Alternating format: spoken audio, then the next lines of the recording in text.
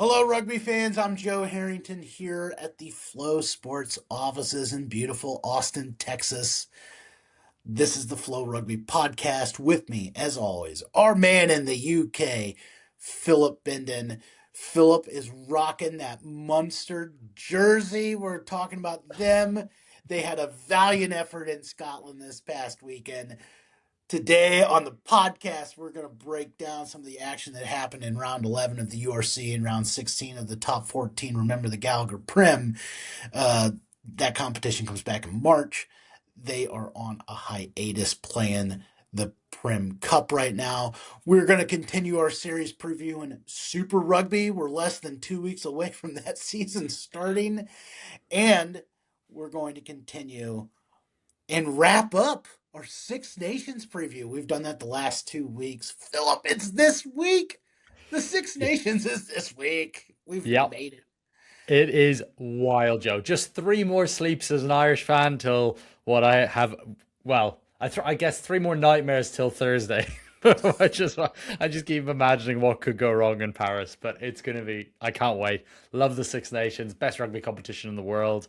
I know that's gonna irk some South Africans and Kiwis, but there's no doubt it's the best competition in the world. All right, well, let's get to it. Domestically speaking, our first segment, Philip, round 11 of the URC. Pretty weird round because not a lot of teams had their stars, but Brian Gleason of Munster was there. He's one of our Mhm. top prospects. You're going to read a lot more about him in the coming. I know you're really high on him. He was in the lineup for Munster. I think the first thing we've got to start here. It wasn't the first one on our rundown, but let's go ahead and start here because you're wearing the Munster jersey. Um, Man, I thought Munster was going to pull off the win there against Glasgow in the second half. They had all those series of tries. We can talk back about that in a second, Mhm. but Glasgow's building something here. They were fantastic in the Champions Cup. They beat Toulouse. They're going to play home games all the way up to the final, right? Because they're the number two Yeah. seed in the Champions Cup. Mhm. Huge advantage for them. They didn't. They did not have their best players on the field because they're in the Scottish camp. Is Glasgow going to pull away in the URC after seeing this? And is it going to come down to their trips to South Africa that I think they still have to make? But man, Glasgow is just on an absolute roll. Yeah, I think it's April 25th. Don't quote me. I think off the top of my head, it's in and around that they'll play the DHL Stormers in Cape Town. That's the big acid test for them, right? So, um, yeah, they might pull away. They haven't played Leinster yet, have they? So, I think they're gonna. That's going to decide who's first, obviously on the top of the leaderboard when it's all said and done. And it certainly didn't look like that early in the season. It looked like you'd have a Stormers and Munster running away, but I think everything's starting to level out now. You see the big teams really starting to come to the fore. I know we'll get onto them later with the Bulls and Sharks are kind of finding some form, and maybe the Stormers and Munster are coming back to what we might have thought they would be coming into this season. What I love about Glasgow, and I think what's perhaps not discussed enough, is we always talk about the Leinster Academy and how productive that is, and certainly I would argue alongside Toulouse, it's probably the best in the world. But that Glasgow depth and young players they're bringing through there is just phenomenal. They've taken a real step forward under Franco Smith, and I think it's great signs for Scotland long term. I was really impressed with them. They were giving Munster a thumping in that first half. Now they did switch off a little bit, and I would argue, and I think Glasgow fans might agree with this too, if young Tom Wood had found touch with that Munster kick, sort of towards the end of the second half, sort of two-thirds through the second half, and Munster score a try there, I think they might have broken Glasgow and won. But Glasgow showed brilliant composure, closed it down, and went on to score again, and denied Munster a second losing bonus point. So Munster got the four-try bonus point, but Glasgow took the spoils in what is the fiercest rivalry really in the URC in terms of inter-country rivalries. But yeah, I'm so impressed with Glasgow. For me, they are the odds-on favourites in the URC. I'm still not there with them in the Champions Cup. I know that sounds harsh because they beat Toulouse, but I just think when push comes to shove on a big day against UBB, Toulouse, or Leinster, it's hard until they do it. Until they do it, it's hard to see it. Well, they did do it against Toulouse, but of course that was in Scotland. Sure. being on a neutral field, I agree. It'll be very different. And also, in like neutral weather, like True. I think I don't that it was a phenomenal performance by Brilliant. Glasgow beating Toulouse. So I do not want to bury that. That was one of the best matches we've seen. It was a huge For sure. rally, great match. But still, in Scotland, in the weather, there's some quantifiers there. For Um, sure. this is going to be a very Scottish heavy podcast because we're going to be previewing the Scottish team, the national team, later with Ryan Ellis. So we can talk more about the vibes in Scotland right now. But let me tell you this: um, pretty impressive by the young players in Munster that goes to Scotland. They get down early, and like you said, um, I thought they were going to win because it was just Mm. bang, bang, bang, like in the second half there because they were down big at halftime. You got to love the youth and the depth of Munster coming forward. I was just so impressed with the young guys. That's back to back weeks where the young players have really stood up. Tom Wood coming on at 10. Yes, his goal kicking needs to come along, but that's something you'd expect from a young 10 quite a lot. And yes, he missed that touch finder. But again, nerves on your Munster debut. But he brought such an incredible shape to that Munster attack. I think, unfortunately, for Tony Butler, that was probably the final audition I could see under for him. Who he started at 10. I think Wood will jump him on the pecking order, and I think by the end of the season you'll see Wood overtake JJ Hanrahan, and it's brilliant to have a backup 10 behind Jack Crowley, who you might actually see the two of them playing together at some point in terms of Crowley playing 12 or 15 a little bit. But yeah, I don't want to get too far ahead of it. He's a young player, but comes from great stock.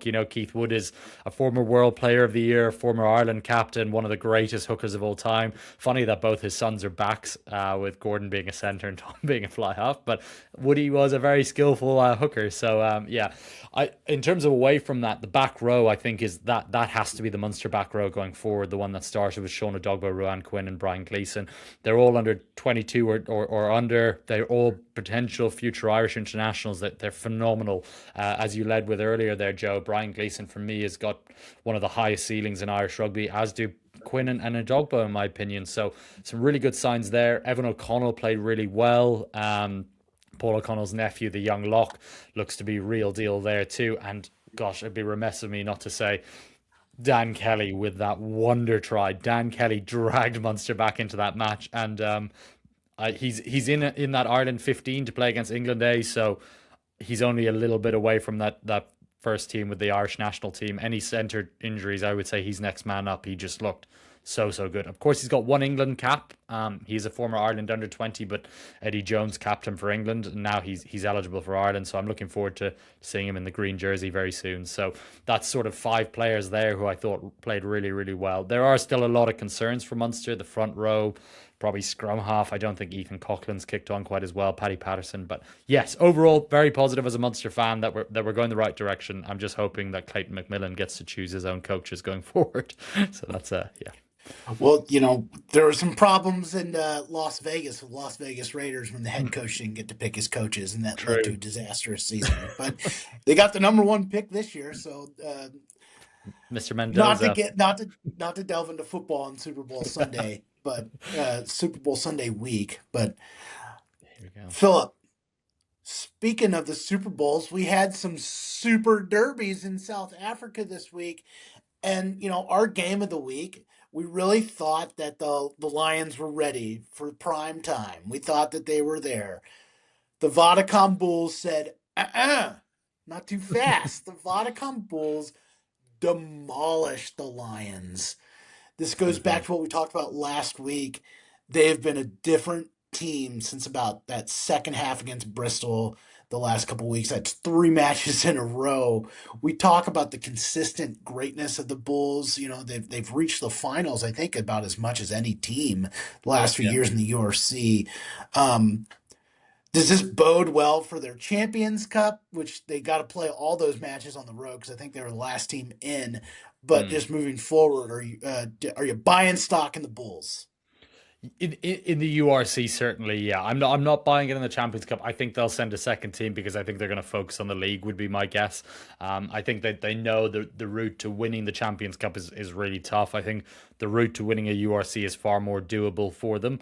Albeit they've still given themselves a bit of a mountain to climb just with those early points being dropped. But I mean, we do forget that they did beat Leinster earlier in the season, which I know was a young Leinster team, and but it's interesting. It does look like that Johan Ackerman effect is starting to kick in now. They're starting to understand his system, what he wants, and yeah, I think the Bulls are going to keep getting better, especially with the likes of Cameron Hanekom still to come back, who's going to be a phenomenal. He is a phenomenal talent. Could be one of the best players in the world very soon. So, yeah, lots to look forward to if you're a Bulls fan. I think the poor Lions got a bit of a reality check on the weekend. Oh. Yeah, I thought that was the most surprising match, especially the Lions coming off a win, the week before, not against a great team, but Hmm. that was a European win, and so you always like want to highlight those. And man, just to get demolished like that, 52-17. Um, you know what? That maybe that's a growing area for the Lions. I still think that they're going to make the playoffs and going to make their first Investec Champions Cup field next year. That's my prediction. Yeah, nice. Okay, but now hold on. I got props. Oh, Oh, oh, back to back wins over the Stormers, the Hollywood Bet Sharks. They have won. What in the Sea of Khaleesi is happening? yeah. I don't know who it says more about, the Sharks or the Stormers, but I think the Sharks have really started to come back, haven't they? The forward pack was immense. Really, you look at the Stormers and their scrum was so dominant in their unbeaten run to start the season, and the Sharks got their number over the past 2 weeks on that front. So that made a big difference for me. It was funny in both matches, even though the Stormers were in the game at certain points, it never really felt like they were going to overturn the Sharks, did it, Joe? I mean, the Sharks just were ferocious at the breakdown, really dominant at the point of contact. What I thought they did really well, the Sharks this week, was they actually tightened everything up and they dragged the Stormers into a bit of an arm wrestle, which the Stormers historically don't really like. And it was just tight, quick ruck ball going in tight with the big forwards, and that was the difference for me in this one. The Sharks got rolling, so yeah, huge win for JP Peterson and his squad. I mean, they're up to ninth now, but when you look at it, they've got a game in hand over the Ospreys, who are just 1 point clear of them, and then they're only 1 point behind the Bulls. So yeah, the top eight's knocking, and I have a real fear that with Munster having to go down to South Africa just as the South African teams are starting to get good again, it could be that the Bulls and the Sharks jump Munster at some point. You know. So, how much are we moving closer to the Hollywood Bet Sharks maybe picking their club coach if they continue to play like this? We Yeah. didn't. Munster, I thought, really turned it around, but they didn't go with their interim coach. They hired Clayton McMillan. How much does this change what the Sharks are thinking? Yeah, it's hard, isn't it, Joe? I think it's like you see it in the NFL all the time when you have a good young coach. If it's an offensive coordinator, I was it the Bills hired Joe Brady, didn't they? They went to their OC. Sometimes you don't want to let those guys leave the building, but then it is a risk because it's JP Peterson's first big job. But at some point, you're going to have to get the big job. So my opinion is, why not give Peterson like a 2 year contract and just see what he does in the next 2 years? Unless you're going out there and getting a Scott Robertson or someone else, it doesn't really feel like there's anyone that's a bigger upgrade out there. I would say if they could get Franco Smith, but why would he leave Glasgow for that job? I don't think he would, unless he wants to go back to South Africa. And his son does play for the Sharks, so that also helps, I guess. I personally, I think they should stick with JP Peterson. I think he's showing enough. The squad respect him. He's a Sharks and Springbok legend. And it just seems like the Sharks are playing that bit more for him, doesn't it, really, Joe? It looks like there's a bit more going on there. So yeah, I would back Peterson to keep the job. We can talk about Franco Smith later when we're talking about Scotland, but I think if that guy's leaving the Warriors, he's leaving for an international job. He's not leaving for another club job. Agreed. Um, uh, we can talk about that when we talk about Scotland because I think that will play into it. Yeah, I think big matches. Obviously, the URC is off until the end of the month. We've got the Six Nations. They're on a hiatus. But like we said, I mean, this is a big moment for South Africa because these players finally get a true rest. The South African players played in the Rugby Championships. Some of the top players have been playing nonstop since last July. Now they're going to get some break. They're going to come back. They're going to play one round at the end of the month, and they got another month off. It's really key for all these South African teams to really take advantage. And the Sharks have certainly done that. The Bulls have certainly done that. So it'll be interesting to see where they lie.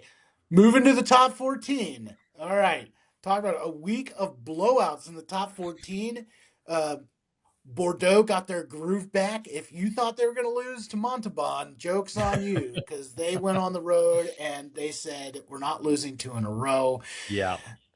To lose with like a team full of backups, demolish Bayonne at home. I thought that was an interesting match because we saw the earlier in the year that Bayonne was pretty good. They had some big wins, not anymore. And then of course Pau came back strong too against Toulon. Yeah, I mean, it's great to see Poe right back there, isn't it? Back in second, and they have got a bit of a buffer, sorry, over UBB. I think that they're about 6 points clear in the log, which is great for them. They're pretty well secure in that top six, really, Joe. And when you look at it, I mean, Toulouse are just hitting their straps, aren't they? You know, maybe those two losses in the Champions Cup pool was exactly what they needed to kind of get them fired back up because even without the likes of Anton Dupont and Thomas Ramos and a lot of their frontline talent, Emmanuel Meafu, they are just still ferocious. So Toulouse are looking by far the class of the competition. UBB are always going to be there or thereabouts, and really they're the only team I see who could beat Toulouse in a one-on-one. I just don't see anyone else in the top 14 getting close to Toulouse when it really matters. So really interesting on that front. And obviously the table's a bit different. I mean, it's different every season. I mean, Stade Francais taking a big loss this weekend to Montpellier. That was a shock to me, given how well Stade have played. I didn't 44-7. Are you kidding me? Wow. Ridiculous, isn't it, Joe? And I could, if you said to me, look, Stade are going to lose away to Montpellier, yeah, sure, I could definitely see that. But to lose that heavily, that's really poor. So outside of Toulouse and Pau, who are the top two consistent teams at the moment, it's hard to see anyone really cracking those two at this stage. The biggest takeaway from this week is La Rochelle's completely broken. They got blown out at home. We started this top 14 season and the Champions Cup season talking about Ronan O'Gara and where he's going to go and what his future lies. We all know he's a good coach. He's got two Champions Cup wins, but looks like the exit ramp is there for him. This team needs a shot in the arm. Maybe they need some razor-like focus. Yeah.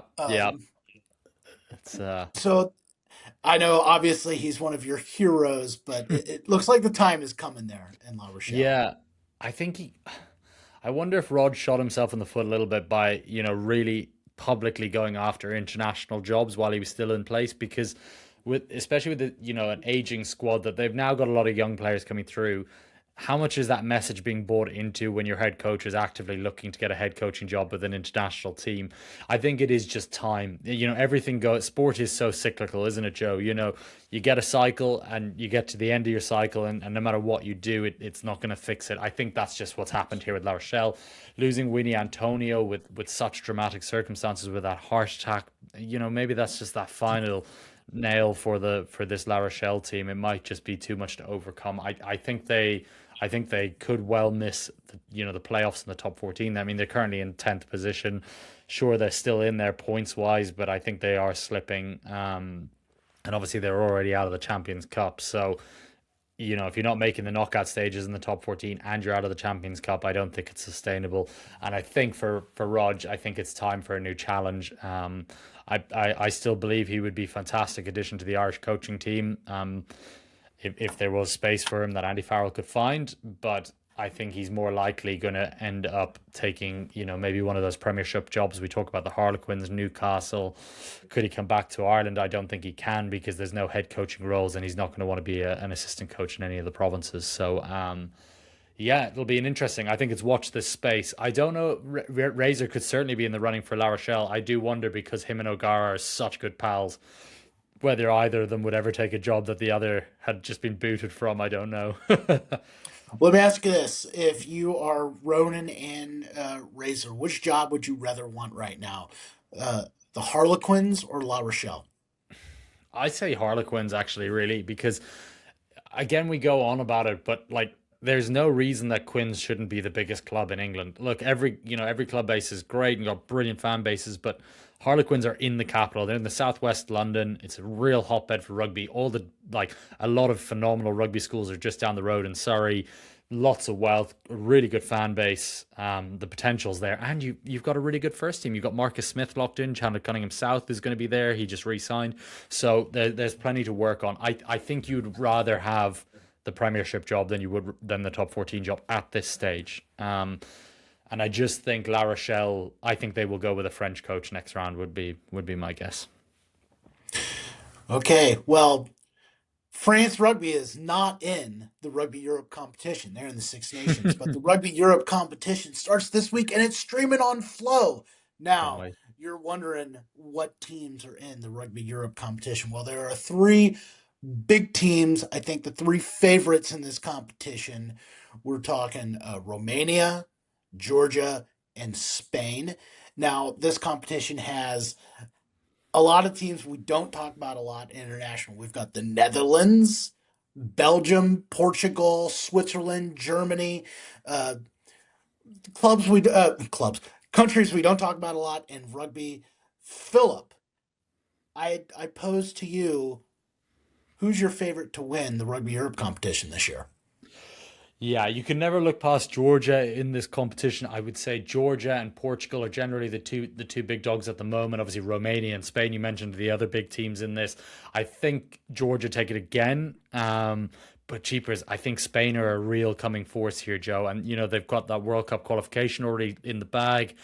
They should have been at the last two World Cups if it hadn't been for some admin errors in terms of eligibility with players.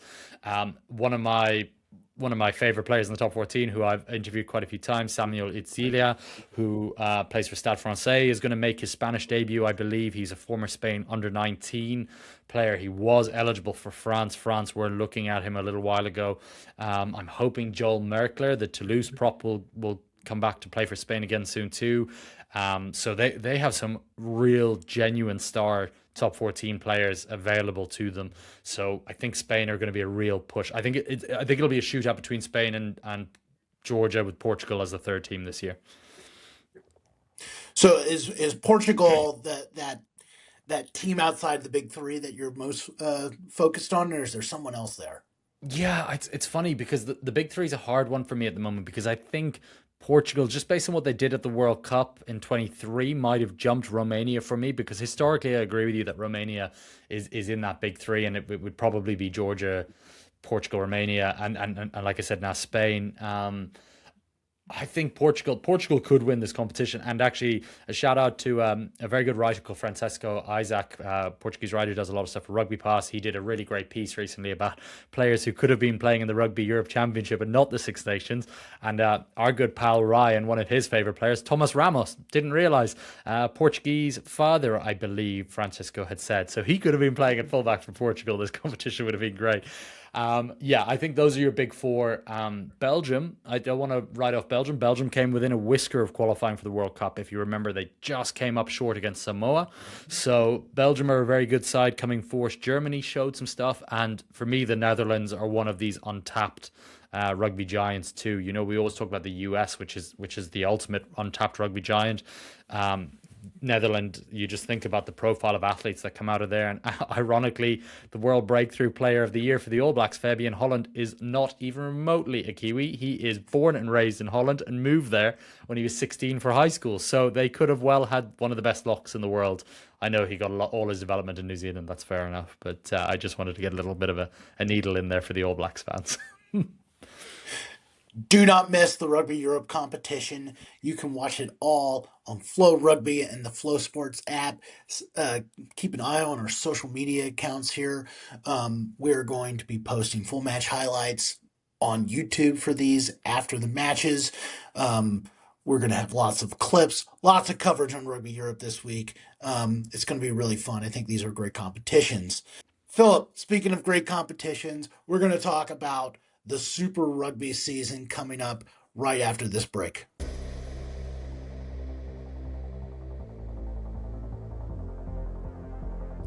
Philip, we're about a week away from Super Rugby. It starts on the 13th. These games are obviously in Australia and Fiji and New Zealand.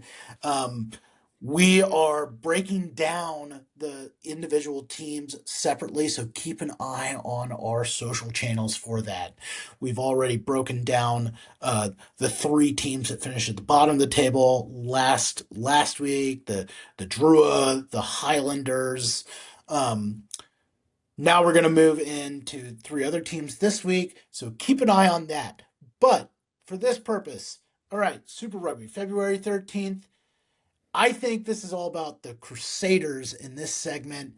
Philip, they won another championship last year. Will they do it again this year? I'm sorry, Super Rugby fans, but I think they will. Yes, I think the Crusaders for me, it's that whole thing. It's until you want to be the best, take out the best. I haven't seen anyone taking the Crusaders out this season. Obviously, like you said, they won last season again, Joe, after a bit of a down run the season before. So yeah, for me, the Crusaders are the odds-on favourites. I do see the Australian challenge being a lot stronger again this season, so I could see the Reds being a real challenger to them, and probably the Brumbies, and things click the Waratahs too. In terms of New Zealand, it's going to be such a dogfight between the Crusaders, the Blues, I would say there, and the probably the Chiefs, but the Hurricanes, they're all strong. But yeah, if I have to pick one team, I'm going to back the Crusaders. Again, it goes back to that whole thing. Until someone takes the Crusaders out, it's hard to back anyone else. Yeah, I mean they had that blip where had a pretty bad season Hmm. in 2024, but then they just came back, and this is a team that just knows how to play playoff Hmm. matches. And honestly, I think the 2024 might have just been, you know, Razor just left for the All Blacks. They had a new Hmm. coaching staff that come in, but they definitely had it. Rob Penny definitely had it cooking last year, and they won the championship. Yeah. Um, Segue from that, and the last point on Super Rugby for this week, we do our club rankings every week. And every week somebody has some comment that says, where all the Super Rugby teams rank. Well, look, they're coming. They're going to start. I mean, they could debut in our rankings next week. I suppose we could factor in preseason. But my question to you is, who's going to be are the Crusaders going to be the top ranked team when Super Rugby team debuts? So again, I think for people with the ranking, it's worth remembering that it's not a historical ranking. So I'm not taking into account what any team does. So it'll be very much down on the first week as to who goes in the highest. The way that we have sort of an ELO model is something that they use in professional chess, but then we've obviously modified it to kind of do strength of schedule, home, away, different things like that. So after 3 weeks, you'll get a real good idea of where they are. But yeah, I would imagine, like we said there, Joe, when we're looking at it, these Crusaders could rank pretty high on the rankings once again this season. They were right up there last season, obviously, as the Super Rugby champions. So, yeah, not going to give too much away yet, but I'm looking forward to seeing how it shakes out when they get into there, especially sort of 3 weeks in when the model really kicks in and gets a good idea of where teams are. All right, that's some of our talking points this week on Super Rugby. Again, keep an eye on our channels. We're posting individual previews of the teams in the lead up to their kickoff on February 13th. When we come back, we're talking about the Six Nations round one. We're continuing our preview with Italy and Scotland, one of our countries, rugby countries close to our heart, Scotland. We're going to bring on our special guest, Mr. Ryan Ellis, right after this.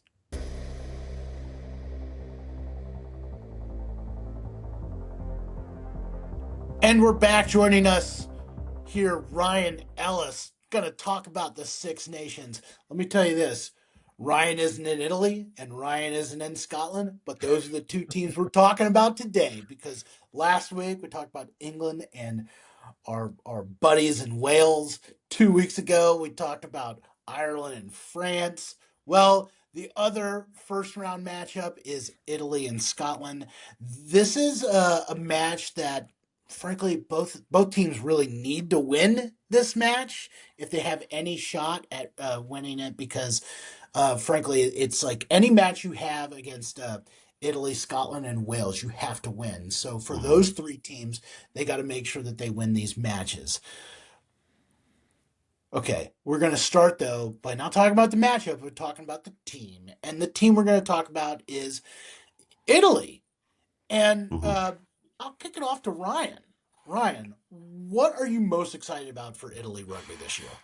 I think when you look at Italy, I think Argentina is an apt comparison for Southern Hemisphere and Northern Hemisphere teams. I think that Argentina within the last few years has really that they've pushed past parity, and I think that that's what Italy needs to do.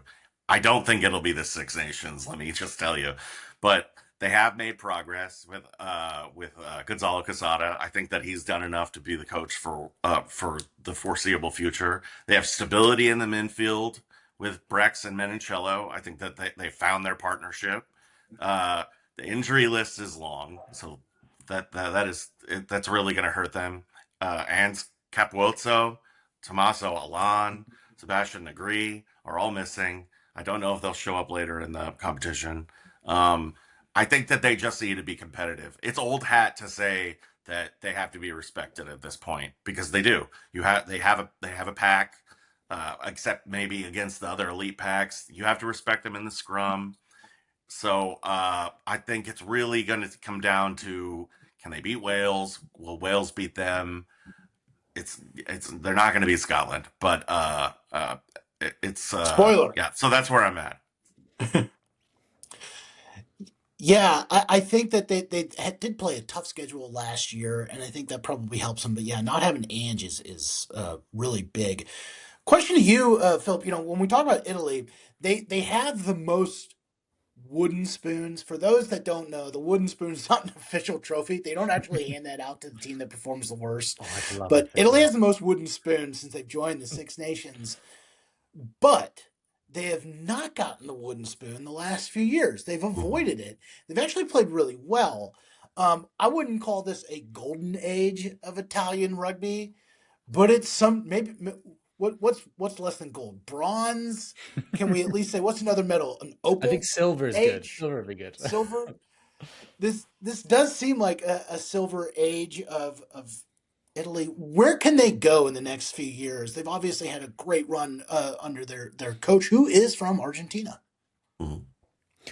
Yeah, Joe. I think I might actually call it a golden age because I can't remember since them joining the Six Nations a squad that's better than this. They've always had a sprinkling of good players, but they've now got a bit of depth, right? So we touched on Ange Capuazzo not being available, and now, unfortunately, 19-year-old sensation Northampton star Eduardo Todaro went down at training with what looks to be an ACL injury. So that's a big blow for Italy and the Saints this season. So those are, that's probably their two best wingers gone. Maybe Ange would have started a fullback, but irrespective, that's two out of three of their back three gone. I think where they can go is a World Cup knockout and a World Cup quarterfinal, just depending on where the draw. I haven't got it off the top of my head of who they'll potentially face, but they could get to that point. There's enough depth across the board, and you talk about like Ryan touched on the players that weren't there, and we obviously said Ange and Seb Negri, such a heartbeat player for them. There is plenty of depth there. The challenge for Italy is always going to be there's no easy wins in the Six Nations other than like we said maybe Wales, but Wales aren't going to be bad forever. So it's Mhm. not like they're playing in a competition where they have a home and away leg. And I don't mean this disrespectfully to the Rugby Championship because it is, you've got most of the World Cups are down there between New Zealand and South Africa and Australia, but Argentina have a crack at South Africa home and away, New Zealand home and away, and Australia home and away. Whereas for Italy, you get your couple of home games and then you're going to really hostile grounds. Mhm. But you think back to Six Nations ago, and they were robbed in France. In reality, they had a kick to win it, and there was complete weird stuff going on where the ball fell off, and Garbisi wasn't allowed to retake his kick; he was rushed. So they've come a long way. They've come a long way, and I think for them, success looks like mid table Six Nation finishes, and a World Cup quarterfinal really would be a great result for them in 2 years. And I think they're more than capable of doing both of those things. So when you look at the trajectory, their under 20s have been very competitive in recent years too. They're in Pool B of the 2027 Rugby World Cup, which means they are with the Springboks, the back-to-back champions. But Georgia and Romania also really dangerous teams. But yeah, I Yeah. mean, I think we talked about this when the pool came out that was a pretty favorable draw for Italy because yeah, you got to play Mhm. the Springboks, but two tough games that they'll probably be favorites for if they're healthy in those matches against Georgia and Romania. Um, yeah, I think that Ryan. What are you what are you saying? Are you saying Silver Age for Italy rugby, or you want to go to another I mean, era? I just think that the kind of thing that Argentina has done within the last, let's say, 5, 6 years in the Southern Hemisphere is something that Italy could do. But and For sure. Philip might be right. Maybe they turn their attention to the World Cup, and this is they kind of take what they can get in this World Cup. Maybe they get a win. I think if you could get a win in this World Cup, I don't think you're going to be like they beat Scotland 2 years ago. I don't think that's going to happen probably this Mhm. time. It would be awesome, but I think that they're probably trying to beat Wales. They have to go to Cardiff for that one, so it's going to be difficult. Principality Stadium, so yeah, yeah. The shorthandedness is really going to hurt them, right? Because Ans is an enormous presence on the field. Mhm. Yeah. I mean, he's top five winger in the world for me at the moment. He's phenomenal. Absolutely phenomenal. Philip, I got to ask you this question. Unfortunately, Yes, Joe. Italy or Wales? Who's getting the wooden spoon? Because I think it's going to come Oh, down to those two teams. oh gosh. Oh. Ryan Hey, said look, it's I can just Cardiff, say that pasta boils Italy. better when you put a little wooden spoon over the. It's a trick. It's a cooking trick. If you put a wooden spoon over the bowl, the it won't boil over. Yeah, I think Italy are going to lose to Wales at home. I think if they were playing in Italy, they would win, but it was so tight last year, and Wales were at their rock bottom, and that was in Italy. I think Wales will regain the ascendancy in this rivalry just for a little bit. It's just so tough on Italy. It really, really is. But I mean, Benetton have been playing pretty well recently, but again, they're still limited with Zebre, and I think they'll go to another level when more of their players end up in the top 14, or with other Prem or URC teams, which is starting to happen more and more now. You look at Juan Ignacio Brex down at Toulon, Tommaso Menoncello is going to Toulouse next year. So as more of that starts to happen, they'll get better and better again. But I think it's a bit of a process.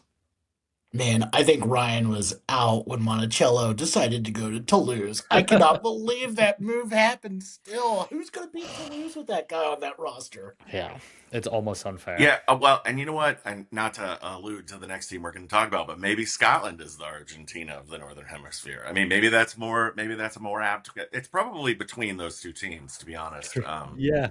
No, I loved your comparison. I think I think there's so much similarities they can take between them, and that's why I think for Italy to get better, it is important that their best players start playing maybe away from those two Italian URC teams because it's twofold. They get more depth with the next generation playing for Benetton and Zebre, and then their really top line guys play with better players. So I think they're close to You it. know what? You know what team doesn't have to have people leave Scotland? Scotland. They do not. The Glasgow is doing so well right Yeah. now that like half of I think half of the Scotland team is from the Warriors. Oh yeah. Yeah, they're playing pretty Well, well. to put a bow on Italy before we move on to our, beloved Scotland rugby, I'll say this. I don't think we're going to have a team uh, go winless this year in the Six Mm. Nations. I think that the top three are right there. I mean, we've talked about it.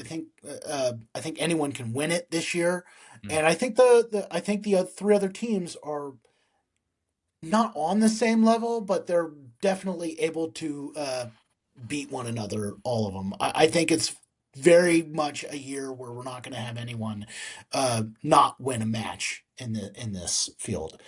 Yeah. Um, I have to disagree. oh, I think Italy is not going to win a match, unfortunately. Oh gosh, yeah, it's so tough. Because Because I'm just going when I go through Italy's schedule. Yeah, they're not going to beat England at home, are they?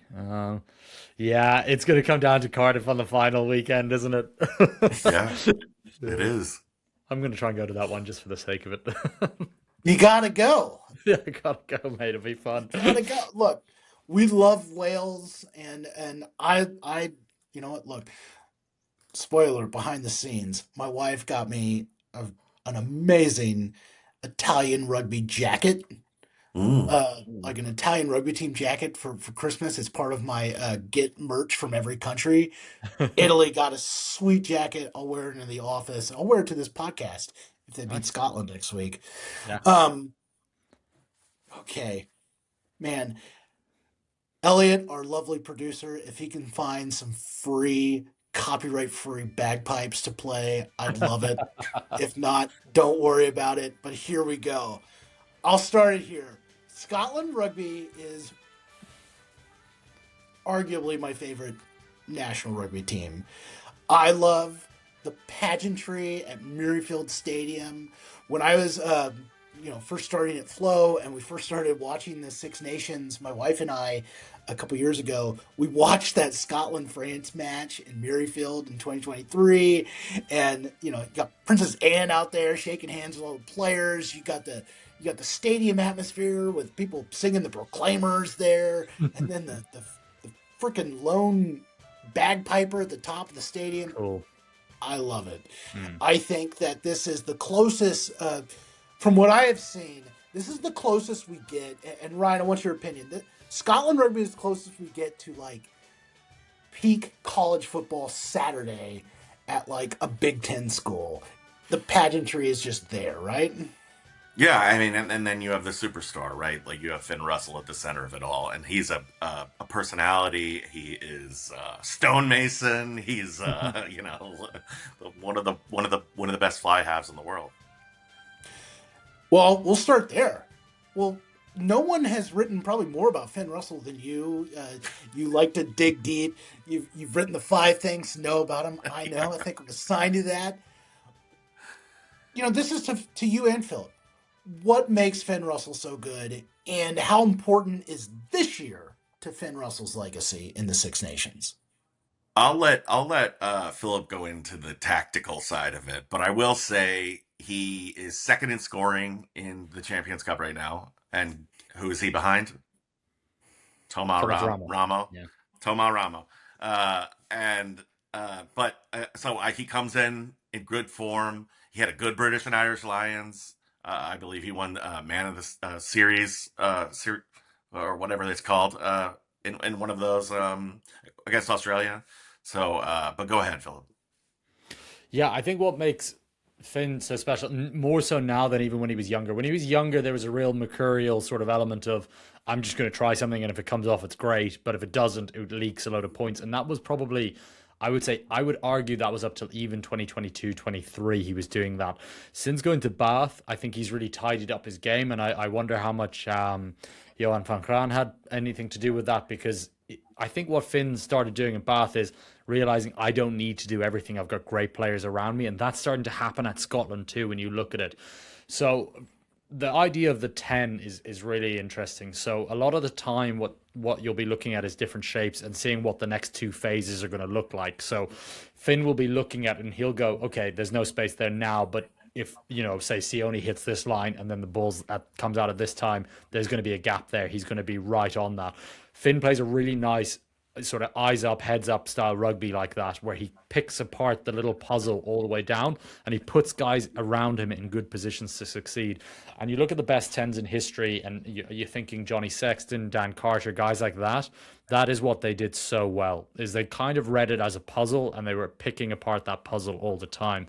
Now, Finn has all the skills in the world to pull off what he needs, but I think what I really liked about Finn Russell over these last 2 years, he's not trying to do everything. He's setting up those around him for success. And a big part of that is being Sione Tuipulotu, who I think people really, maybe not anymore, but people really underestimated his skill set as a kicker, as a field general. And I think he takes a lot of pressure off Finn, who for a long time was the sole playmaker in that Scotland backline, in my opinion. So Yeah, I think he's got all the skills, but what I like about the way Finn plays is that he just sets guys up for success by finding that gap, looking a few phases ahead. And I think the biggest thing for him over the last 2 years too is his goal kicking has gone to another level. It's so good, which was always you could bank on him to miss just something ridiculous and cost Scotland, which we saw perhaps in that France game, I believe that they lost. Just missing kicks, and that England game they lost at Twickenham that they should have won. So I think those errors are gone out of his game. I think he's at the peak of his powers, and I think Scotland have him right at the right time now. Ryan, you weren't on for our Rugby Europe preview that we just did, but I'm going to blow your mind because Philip said something that I said, "Oh my God, does Ryan know this?" I knew Here it right is. away. Here it is, Ryan. The biggest Thomas Ramos fan I know. Ryan, did you know Thomas Ramos is eligible to play for Portugal? I didn't know that. I didn't know He that. could I be would in have the thought. Rugby Europe. I Yeah, mean, yeah. he could. He would be the leading scorer there too. 1,000 points every season. Yeah. What I find really interesting about Scotland, and this goes to the club side, is the Warriors. I think there's 19 players from the Warriors that are on Mm. Scotland on the 40-man squad right now, and now obviously that can change. But the Warriors haven't lost since November, so they come in with a winning mentality that radiates through the team. Hmm. None of those 19 players now, whether they start or not, whether they make the match day squad, it doesn't matter because they're all training together. I think that that's going to be huge. My hot take here is if they win in Rome and if they find a way to beat England, I think it makes them a true contender this year. Now, that may not be the case. They may go 2-0 and then lose the next 3 games. They have a very difficult away schedule. They have the most difficult away schedule of any team. They play in Ireland, they play in France. But I think if they beat Italy, which they will, I think if they beat England, which they have shown that they can do, especially at Murrayfield, it makes them a true contender this year. I think that's such a great point. But the only thing I'd say, Ryan, and I don't mean this disrespectfully to Scottish fans, but I'm so sick of reading articles about how Scotland are going to win the Six Nations every year for the past 10 years. But I do think this is the year I hate to say it, it is the year they have to do it. Because it's like you said, I actually, when you break it down, Joe and I have been going, discussing how we think England, could really win the Six Nations. Actually, when I look at it at Murrayfield, I would back Scotland to beat England, like you said. So you knock over those two. I sounds bad because this might come back to bite me at some point. I find it hard to believe they'll win in Dublin just because they just have not been able to get past Ireland physically.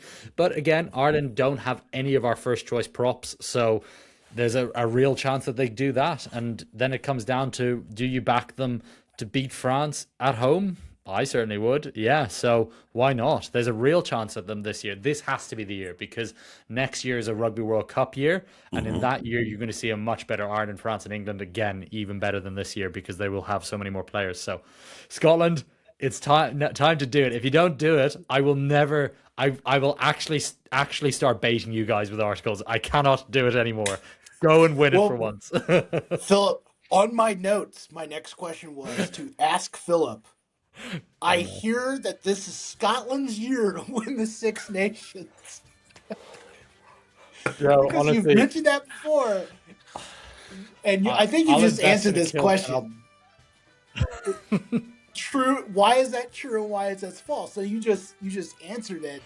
Oh, Obviously, tough field for them to win it this year. I thought last year was their year, and my this isn't a hot take. I think if Finn does not get the concussion, I would have really liked to see what Scotland would have done because I don't know if it affected those kicks, but those were makeable kicks that he missed. And if he Mm-hmm. makes those, we're talking about Scotland as possibly the Six Nations champion, especially after what France did to Ireland and kind of opened the door for everyone because I think we all thought Ireland was going to run away with the Six Nations last year, and so there we go. I think Philip has answered this. This is Scotland's year. Maybe. I think that's a Ryan Ellis headline rather than a Philip Bendon headline. But yeah, actually, Joe, you talk about sliding doors moments. Like, if Scotland beat England, are we talking about Steve Borthwick not being England coach at the moment? Maybe. Yeah. Well, Maybe. let's have a conversation about coaches. Hmm. Okay, we've had the conversation about the Scotland coach. Yeah. Let me ask you this, Philip. You know this better than Ryan and I do. Gregor Townsend has been the head coach of Scotland since 2017. That is 9 years. How rare is it that an international coach lasts that long?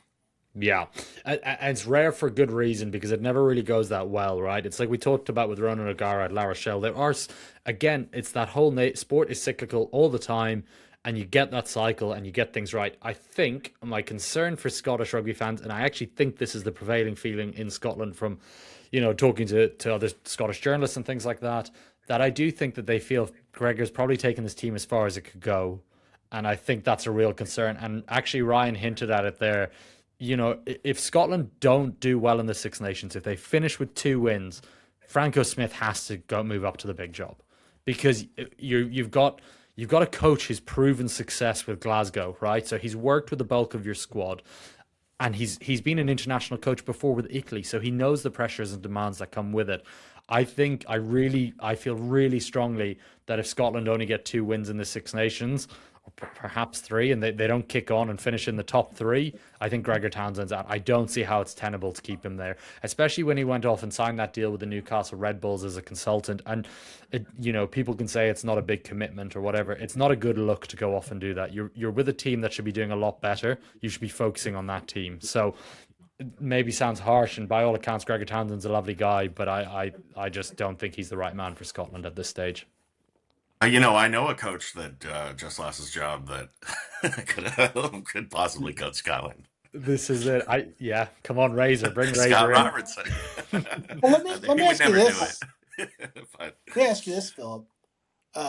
Gregor Townsend, you just said, has probably taken this team as far as they could.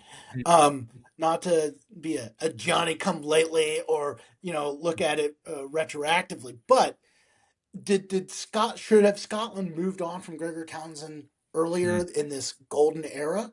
Yeah, I think when he got dumped out of 2 Rugby World Cups without making quarterfinals with squads that should be quarterfinals at least, I think he should have been gone after 2023. I think the SRU made a really big mistake doubling down. I think it's you go, oh, who's better? There's tons of coaches who are better suited to take this team. And I'm not saying that Gregor's a bad coach. He's a phenomenal coach. He really did take Scotland to another level, but it's just sometimes the voice runs out. And, he had a terrible relationship with Finn Russell for so long. They seem to have patched that up, but I just think they need to bring in a Franco Smith or someone like that to take them to the next level, in my opinion. All right, here's the thing. Here's what I'm going to do. Here's a checklist. All right, they hang on to a coach way too long. Uh, I won't say that they accept mediocrity, but they accept a level of success. Um, has some relationship issues with players, not all of them. Mm. Maybe the reason why I really like Scotland rugby is they're like the international rugby version of the Cincinnati Bengals. You got Joe Burrow, Is that Finn it? Russell, similar characters, similar sort of players. Yeah, I could see it. I could see it. they might be. When's the last time they won the Six Nations? In the 90s? When Yeah, it was the they won Five in Nations? '99. I think was it? Did they win in Yeah, '99? so they're Yeah. probably more like the Cowboys, Joe. I didn't want to say it. I didn't want to say it. But Yeah. your beloved Cowboys. Here's the thing. If Scotland beats Italy, this is their schedule. Scotland versus Italy. Scotland uh, hosts England. Then they go to Wales. then then they host France. Oh, they host France. Okay, so that's nice. Hopefully it's raining. And then they go to Ireland. If Yeah. they can beat England, they will beat Wales and Italy, and then they have France and Ireland ahead of them. I mean, if you're not better set up to like actually do it. If you're gonna do it right. Go beat Mhm. France. Go beat France. Like I mean, now's the Go beat time. Like you Ireland. said, if it's gonna happen, it's gonna happen. So They have to beat Ireland, Ryan, because until they get that monkey off their back, it starts becoming a thing like where Ireland couldn't beat the All Blacks for so long. It just becomes such a like a barrier to them to success because the reality of it is you cannot go to a Rugby World Cup without having beaten every tier one team. You just can't because you're not going to win the World Cup when push comes to shove at that stage. Well, If there. you I haven't mean, got the there you go. If they lose one game and they get the bonus points. I mean, there's a chance that they could win and still lose to Mm, Ireland or France, as long as true. they This beat is England, of course. That's a big if. this is the Andy Dalton primetime argument that I heard for a decade. This is just the similarities are so striking to me. So good. I don't want to delve too deep into the NFL, gents, but I am currently a free agent. I can't go through another Ursay owner. I just can't. The Colts have just driven me up the wall. I'm not doing it. So let me know who you think I should support from now on. Well, between the three of us, we have not had a lot of owners to root for. So we'll just put it True, that way. true, true, true. Um, so we've talked about Franco Smith of the Glasgow Warriors, and I messaged Philip this over the weekend.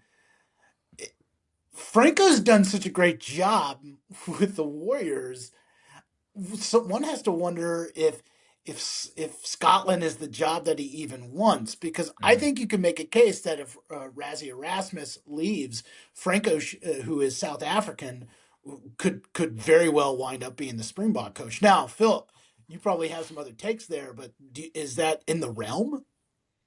Yeah, I think so. My understanding is that Rassie is signed with South African rugby to 2030, but that doesn't mean he's head coach to 2030, as far as I'm aware. He could move up, like if you remember, Jacques Nienaber was head coach, but Rassie was sort of pseudo head coach, really. Yeah, I think South African rugby would be itching to get Franco Smith back at some point. I mean, he's a former Springbok himself. And he's just built such an impressive resume, hasn't he? I do think him getting the Scotland job doesn't preclude him from getting the Springbok job down the line. When you think back, oh, this is more of a New Zealand thing, but you think back on sort of Graham Henry and Steve Hansen and guys like that, they all had, big jobs before taking the All Blacks job. Rassie obviously coached Munster, coached all over the show. So why not? I mean, if I was Franco, now's the time to take that Scotland job because, again, it's that whole thing of do you want to be the guy following Rassie because you got to win a World Cup for it to be considered even par. So, whereas Scotland, you win 3 games in the Six Nations, you're king. So, maybe he could just take that job. But I agree with you. I do think down the line he would. I think he'll be back involved with the Springboks at some point. But I would take the Scotland job if it became available if I was him because I actually do think he is set up for success with that team. Maybe he doesn't want to follow Gregor Townsend. Yeah, yeah. I think he's all right. I think that's like it's like Drake May coming in after Mac Jones. I think he's all right. Okay, so another great thing about Scotland rugby is the Six Nations has so many different trophies, and chances are Scotland is in one of those games with the trophies. Philip, you're laughing because we've talked about this before. Mm. Do you want to run down? Do we have a list? I need to pull it up the list Oh, of all the trophies Scotland can play for in the Six Nations. the best runner-up in a head-to-head match trophy goes to Scotland. Yeah, no, I Oh man. sorry. The Calcutta Cup's a good one. The Calcutta Cup's their big one, right? So that's obviously them against England. It means a lot. There was like a decade run, I believe, where they didn't have it, and then they dominated it. If you think about it, in recent years, they've dominated the Calcutta Cup head-to-head. They lost it last season, and again, we touched on that. Finn had a really off day or whatever from the boot. I think we touched on it there. They could well regain it this year. So the Calcutta Cup's a big one. I'm pretty sure they have one with Wales, which I don't know what it's called. I don't really keep It's tabs on all called the. the Dottie Ware Cup. Oh, Dottie Weir. Yes. So Dottie Weir died of, was it motor neuron recently? He's a Scottish legend. His family have done phenomenal things for fundraising for that. It was a really, really tough story, but I would really encourage people, and I'll send it to Joe and Ryan after this. You'll love this. Dottie Weir was a hell of a character. And there's a brilliant video from the 1997 British and Irish Lions tour where they're doing media training and they said, Dottie, we heard you were out till late last night at a social function, and you were due to play a match today. Do you care to comment? He's like, Yeah, my father's also out on tour here, so it was probably a case of mistaken identity. So he's a great character, but yeah, that Donny Weir Cup's a great one. Do they have any other ones? Do they have one with Italy? Is that one that they can win quite Oh, often? my favorite Scottish trophy they played for. As y'all know, I love the history here, and I'm reading all sorts of things about the War of the Roses and the Plantagenet dynasty. I am all about the Old Alliance trophy between Scotland and France. That's my favorite Ooh, one they play for. Uh, nice. Ryan, do you have a favorite trophy that they play for? Calcutta Cup, I think, probably, just because it's such a great name. What's the one in versus Ireland, Philip? Centenary, Yeah, I don't. Century, right? Oh, is it really? Yeah, Centenary again, this Quaish. is terrible. That's how little I care about those ones. If, like, if you're not winning the Six Nations of the Triple Crown for me, I just, yeah, That is true. it sounds so terrible. They're just basically participation trophies. The Calcutta Cup means a lot, but the rest are, yeah. Okay, without looking, can anybody tell me who the trophy that Scotland plays against Italy for? I saw Oh, your notes, so I can't. Ah, see, I put it in the notes. I mean, I should know so much more about these trophies, but I just haven't tracked them at all. I could not tell you what it's called, I'm afraid. Okay, it is the. I'm trying to pronounce it. I'll pronounce it. I swear. We can keep this in, Elliot. I need to be shamed when I mispronounce it. The Katatia Cup.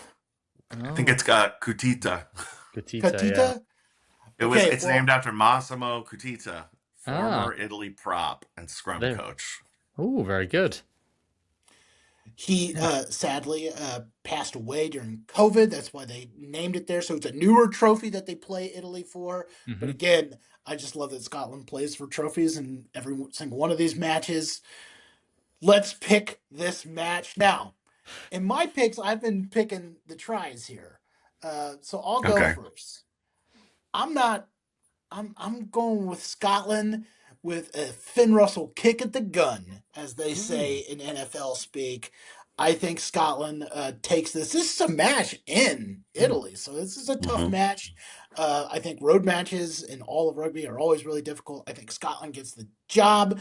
I think that Philip is reading articles in maybe even in FloRugby, he's reading the articles of how Scotland's going to win the Six Nations this year after beating Italy on the road. That's my prediction. Joe, I'm Ryan, so sorry to tell you, even if you schedule me to write that, I'm not writing it. I'm reassigning it to someone else. I will Ryan, you're personally pay scheduled to Briar. write it. I feel like you really missed like an opportunity for the Celts and the Romans here. Oh, yeah. Like Yeah, that's a good point. in Rome, sacking Rome.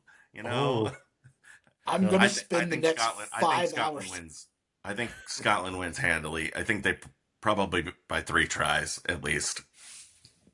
I'm going to yeah. spend the next 5 hours looking for all the history facts I can to see if the Romans actually conquered the Scottish.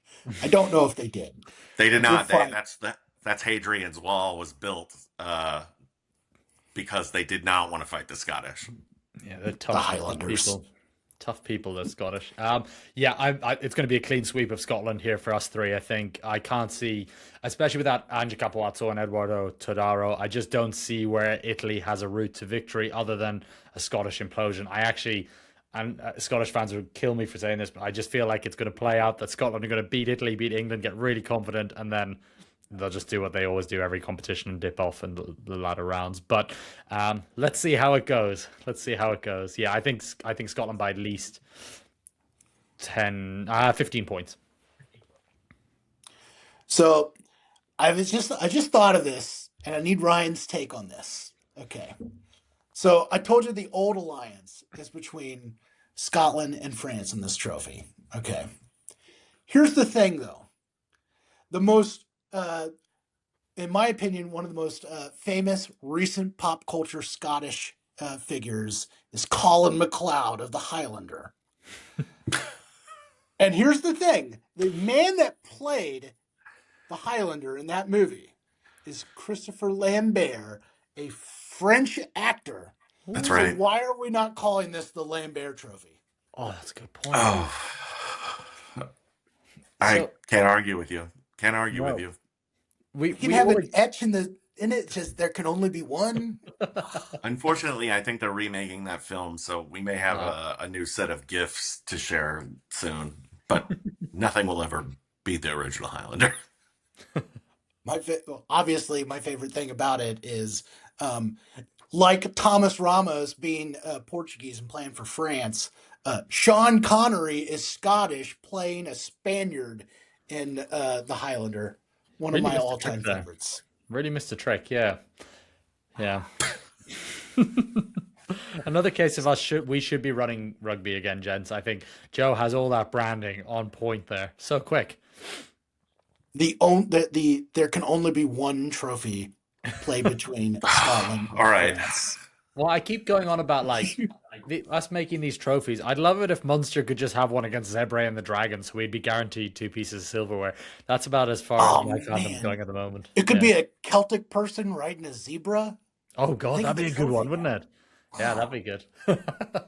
Well, Yeah. now, so that's our preview before it, and we just previewed round one. We're going to come back every week in the Six Nations, and we will do Mhm. our picks for the Six Nation matches. The three of us. You're going to see more Ryan on this. We're going to come in.